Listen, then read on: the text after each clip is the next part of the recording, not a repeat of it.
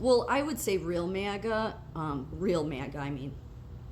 never supported Musk to begin with. So you can't turn on somebody you never supported. And I have enough videos proving that I never believed Musk. Because it was obvious, the timing of Musk getting on board with Trump, that 3 months before the election, he knew, and this idea that, oh, Trump wouldn't have won without Musk, are you kidding? He knew Trump was going to win. That's why he put all that money in. He was trying to buy himself a seat at the table so he wouldn't lose contracts. Look, if the Dems don't want to realize that Trump, from his first term all the way into this one, has been calling out the globalists and how dangerous they are, then you're not seeing the light, or you're part of the globalist agenda, okay? And the fact is, Musk was fully in with that agenda, and Trump knew it. But I would have done the same thing if I was Trump. I would have been like, yeah, you supported me for 3 months, and you want to have your Doge. So, yeah, we need to get rid of waste. Why not? Get to work. Go ahead. Go do it. But Trump's been calling him out since 2021. He even went as far as to say that the deal that he made to buy Twitter was an illegal one. He posted that. The other thing that people are complaining about with this section, or with this big beautiful bill that people aren't stopping to think about and not looking at the bigger picture, is everybody's complaining about no regulations on AI, no regulations on tech. Yeah, that's because Trump is trying to get us out of the digital gulag that we're in. We're already in the digital gulag, for those that don't realize it. We've been in it. It's why every platform censors. Look, regulation. There's regulatory capture. When you look into regulatory, and it's across the board, regulatory capture has ruined healthcare, education. It's captured nobody. This has been written about by experts and lay people forever, that you never seem to get rid of the regulatory capture, which is the regulations. The people that put the regulations in place are always the people that it's going to benefit them. So like the hospital regulations, the hospitals themselves get those regulations put in place. That's the reason why that's a disaster, the healthcare system. And so the best thing to do with tech is no regulation. And so in that bill, it has that there can be no regulation at the state any level from on tech and AI especially.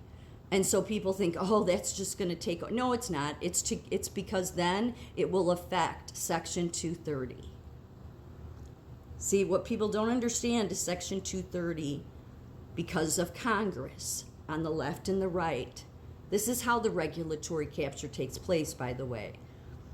Because the government knows they can't silence you, but they get in with the people that are running the platforms. And then they can say, well, we can silence people because we're a private company. But really they're not, because they set the regulations with Congress. So Section 230 also allows platforms to moderate or remove content in good faith without incurring liabilities for those actions.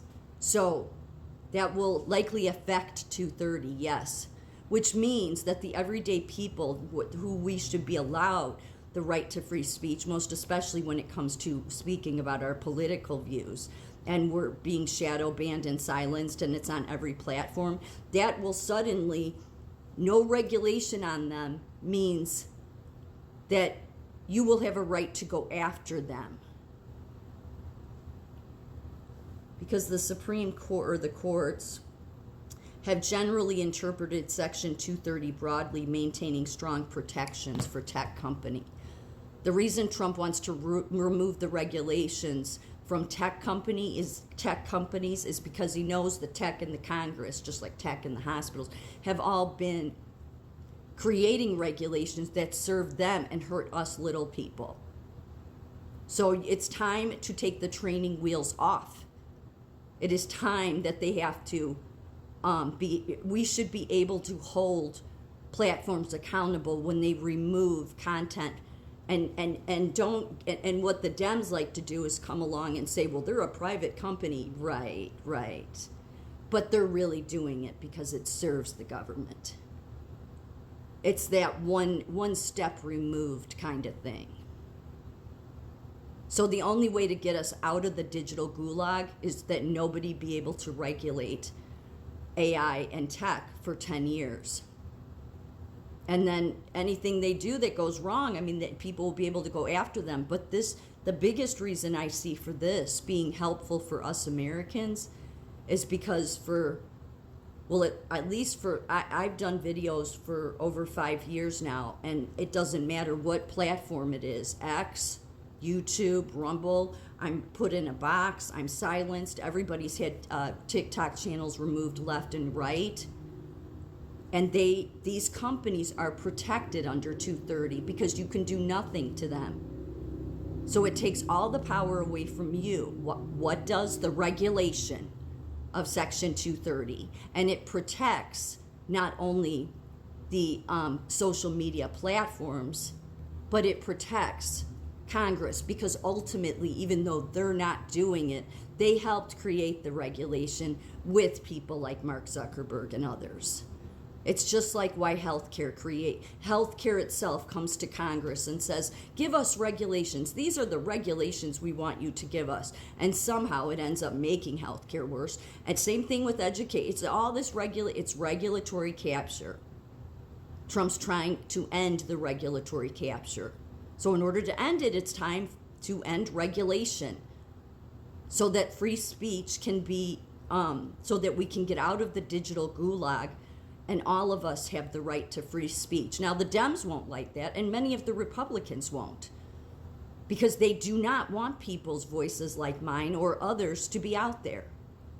But the fact is, if you value our Constitution and you value the First Amendment, then you shouldn't want any regulation on AI, because AI is likely what is censoring and removing content and removing channels. Without Section 230, it means we, the public, are empowered again.